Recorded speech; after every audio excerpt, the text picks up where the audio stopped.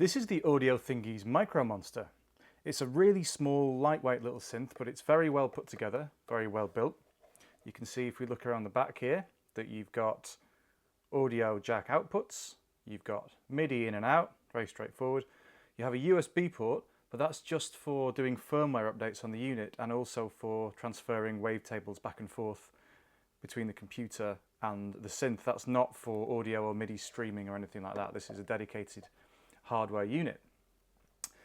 Now you can see on the front it's fairly straightforward. You've got a volume dial here and you've got a row of knobs and a row of buttons as well as your readout. And the readout of course is contextual and changes based on which of these functions you choose. So for example, the home button shows you all the sort of basic parameters of a sound on one screen. And it has sort of quick controls, so I can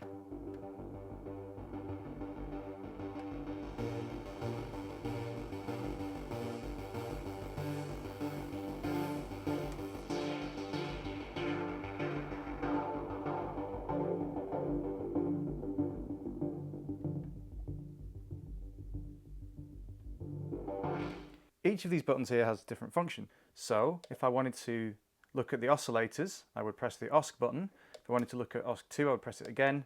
Sub-octave oscillator, I would press a third time, and that just cycles me round. And for each of those settings, we have various sub-settings here, which you can work with. The same with filter. You can choose filter types. Of course, each of these knobs corresponds to one of these options on the screen.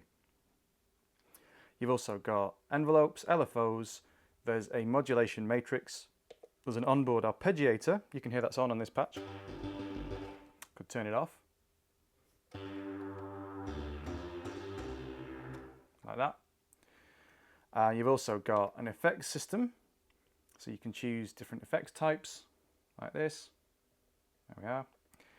And at the end here is a patch load section, so I could choose a different patch. I can't remember what any of these are offhand.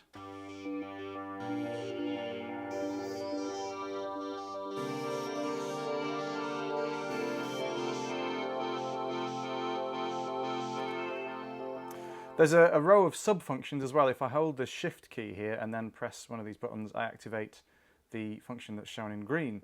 So I could, for example, turn the ARP. Oh, the ARP is off. There we go. Chord must be on. So if I go shift chord, nope, the chord wasn't on, but I can turn the chorder on.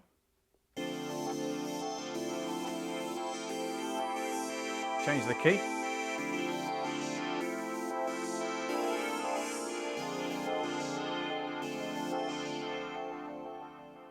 Play around with inversions.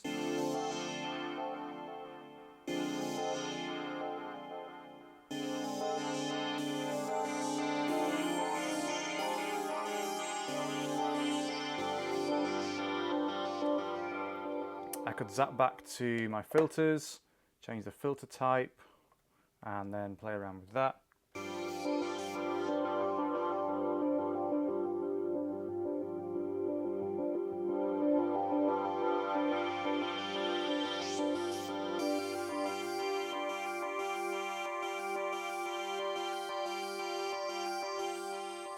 So it's really fun to use. You quite quickly get used to the way this works. I mean, it's only quite a small screen, but that's not a big problem really. You'll fairly quickly figure it out and you'll be zapping around in no time. Yeah, it's a lot of fun. I would recommend checking out the website to have a listen to basically some of the other patches. There are loads of them here.